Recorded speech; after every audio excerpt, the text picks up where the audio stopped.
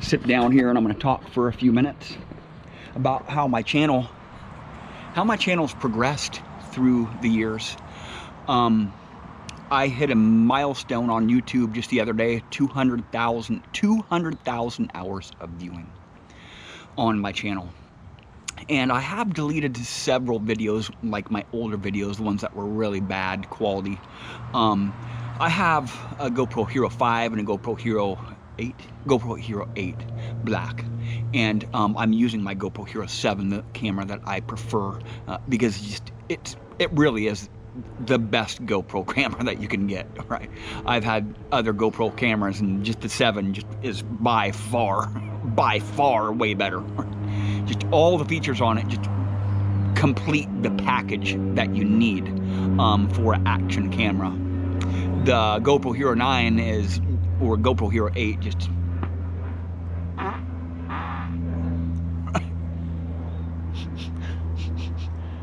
I smell something stinky in the air. But anyway, let's get past that. So I started out with a GoPro Hero 5 and a GoPro Hero 6, and I had it on my chest, I had it on my shoulder, I tried it on the the detector shaft thing, you know, that deal, right? I tried it on a tripod. None of them worked, except when I got the GoPro Hero 7 Black, I bought a head strap, and I was like, I'll try it. And right when I got it on my head, the first few hundred videos, I noticed a huge change on my channel. People started watching my videos. I started getting more subscribers. I started having more comments. And I think I still have I have over 4,000 videos on YouTube, so I haven't really looked at my older ones recently. Every once in a while I'll go through and delete some videos that aren't performing very well. And you know, I had my phone in my hand for a while there, between the GoPro Hero 6 and the GoPro Hero 7. I had my phone, just a cheap phone, you know, just a phone camera, and it just horrible videos. The worst videos that I've actually made metal detecting is with a phone, because you have to frickin' have two hands when you're metal detecting, man. You cannot make good videos with the phone in your hand when you're metal detecting. It just doesn't work, man. You gotta have both hands. You know, and when I had it on my chest, when you're on your chest, when the camera's on your chest, your camera is in one position until you mess with it, right? Until you freaking move it around. You know, all you're seeing is a crotch shot. Every time you bend down, right, you're getting a crotch shot. And you bend down when you're metal detecting, right? You get on your knees or you get down on the ground and you get a crotch shot every time. And with the camera stationary on your chest here, you're rubbing it, you're rubbing it, you're rubbing it, you know, you're rubbing it with your arms and stuff. You're rubbing it with your arms, and you're getting the lens all dirty, and you're looking at your camera. And when you bend down, you know, it's in one stationary position. And when you bend down, you have to move the camera, right? You have to move that camera to where you're looking at, right? Now watch. When I bend down and it's on my chest, it's not doing what my head is doing. When I bend down, my head is articulating, right? And if my camera is on top of my head, I don't have to touch my camera. I don't have to worry about my camera. My camera is facing the same way as my eyes are, right? So I don't have to screw with my camera one bit. I touch my camera about 4 times an hour, or maybe 8 times an hour. Record and stop recording. Then after that hour, when my battery starts getting close to being dead, I change my battery, press record, get on my head and press record. You know, clean my lens off, make sure my lens is clean. But I don't have to touch my camera. Very little, because it's on my head, right? I just turn it on and forget about it, right? forget about it, that's even there. You know, I do have to move a little bit slower because I can't move my head too fast. You know, I don't want to be jerking around too much. But I have another hand right here, right? So if I have a shovel in one hand and a detector in the other hand, how am I going to adjust my camera that's on my chest, right? I'm gonna have to touch it with my dirty hands, right? When a camera's on your head, you don't have to touch it with your dirty hands, man. You just keep on recording, right? And you're not rubbing on anything. You're not rubbing your arm up against your camera when it's on top of your head. So you have very little maintenance when the camera is on top of your head. It's out of sight, out of touch, right? Yeah, it does take a little bit of doing. I do still have a lot of videos that I have to delete because I have, you know, funky camera angle, or something's on my lens, or if it's raining out or whatnot, or if the sun is low on the horizon. You know, it's hard to, because I can't see my screen. You know, I can't see my camera when it's on top of my head. But I noticed right off the bat, man, once I got my camera on my head, my channel just took off, right? A lot more people started subscribing because my videos were much better quality. And you know, it's been thousands and thousands and thousands of videos I've had to delete, you know, because they just don't, most of them don't turn out. Most of my videos don't turn out. But you know, I'm learning new stuff about making videos all the time. You know, I can pretty much tell that I got good videos for the day, so I won't delete as many of them right when I get them home, because you know, when I'm making 20 or 30 videos a day, lately I haven't been making 20 or 30 videos a day because it's been so hot. I haven't been able to detect much because the ground is dry as a bone, right? All the ground is all brown, hard as concrete. So I haven't been getting as many live dig videos up. And the last couple days we've had solar activity, so all my detectors are going freaking crazy. I tried to do some tests with some machines out in my front test garden here today. Even with the smaller coils, man, they were just going crazy, man. Just crazy, right? You know, the bench tests that you see these guys doing on YouTube, you know, I'm pretty much done bench testing machines. You know, I get over that phase pretty quick. Unless they come out with a new version, I'll do maybe a little bit of bench testing here and there, but I'm not going to bore you guys with the results because they're not freaking reality. You would be very lucky to hit on the targets, the same targets, and with the same settings on a bench test as in the real world, right? That's the deciding factor right there. What type of settings you're going to have adjusted is the soil, right? The soil, the conditions, the wet soil, the dry soil, right? The hot rocks, the freaking EMI, right? The solar flares, the trash, right? Different layers of trash at different depths, different conductive trash at different depths, different densities of trash at different depths.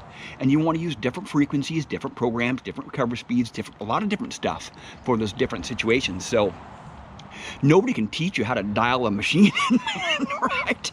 You're going to have to learn that on your own, right? That's just one thing, experience, right? You just need experience out in the real freaking world, man. It's all different when you get out in the real world, man. All these bench tests that you see, you know, it's a false hope. They're giving you false hope that you're gonna hit on that. And the reality, when you get out in the field, you are freaking gonna be lucky if you hit those targets out in the real world conditions, man. In the real freaking world, right? It's a good basis, you know, learning a detector for the first few hours, you know, it's a good basis. You know, I guess it's good entertainment for some people too. But, you know, I want to show you guys the reality of detecting, man. It's mostly failure and mostly rejection. You know, I'm not gonna show you. I'm not gonna give you false hope and saying, hey, if you put your detector in these certain with the settings, you're gonna hit on every one of these targets that you sweep over. It's just not the fact, man. You are very lucky to hit on those same targets in those same situations in the real world as on the bench tests, right? And the deciding factor is, right? The deciding factor is the freaking ground, man. That's what's going to put your detector to the limits, man. The real world, not bench tests, right? You're never going to have the same results on bench tests as in the real freaking world, right? In the real world, you're always going to have less performance, right? It's not going to perform the same in the real world, man. I'm telling you. I've tested many machines, man, for different manufacturers for many years. And nowadays, they're putting these machines out there and they're trying to push them to market. Before, you know, all these newer machines, I would get a machine and then I would give them some recommendations and I would send it back to them and they would do a little bit of tweaking on the software or some circuitry or whatnot, and or maybe some design, and they would give it back to me in a month or two. You know, they would work on it and they would give it back to me in a month or two. Nowadays, you know, they can change a lot of stuff through the software, so you never know. You never know what the machines can do. They can perform a lot better just through some software changes, and it takes time to get the software right, you know. But this reality versus bench test thing, you know, I'm pretty much done with the bench tests, man. You know, it's good for entertainment, you know, but if you really want to learn a detector and learn the limits of the detector, the real limits of the detectors, take them out in the freaking real world. I don't want to teach you guys how to freaking dial your machine into bench test, because we're not hunting on benches, right? We're hunting in that stuff right there, in the soil, in harsh conditions, in tall grass, right? And it doesn't really matter what I get to, you know, a lot of days. Some days all I can get is a bunch of junk, and I'm fine with it, right? I don't care the stuff that I miss, because I'll eventually come back to that site, you know, maybe the week after that, or a month after that, or a year after that, or maybe a decade after that. I'll always come back to sites, you know. I never give up on sites. I never ever give up on sites. You know, if you just want to get like coins or something, yeah, that can be fun. Do you choose the blue pill or the red pill? I choose the red pill, right? I want to know the reality of it. I want to know the reality of it, right? I'm not going to stick with the blue pill and just dig up a bunch of coins everywhere, right? Coins are boring to me. It can get really freaking boring just digging up coins all day long, right? I want to know. I want to know. I want to explore. I want to be open-minded and change programs, change sites. You know, come to the sites at different times of the year, and explore. Use different detectors.